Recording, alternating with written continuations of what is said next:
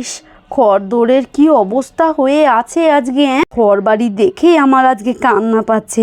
উফ, ভালো লাগে না। দেখি ওদিকটার কি হাল। ওরে ধবলি, চিৎকার করিস না, আসছি রে আসছি। একটু খেতে দেওয়া দেরি হলেই একেবারে চেঁচামেচি শুরু করে দিস। দাঁড়া দাঁড়া, এখনও গোবর পরিষ্কার হলো না গোয়ালঘর থেকে, রান্নাটাও চাপাতে হবে। আবার কখন যাব রথের দড়ি টানতে। ওফ, কি যে করি। তা হ্যাঁ রে, তুই এভাবে দাঁড়িয়ে আছিস কেন দাওয়ার সামনে হেলান দিয়ে? কি হয়েছে কি তোর? হ্যাঁ, কখন থেকে দেখছি এভাবে দাঁড়িয়ে আছিস। কি হয়েছে রে মা? কি আবার হবে?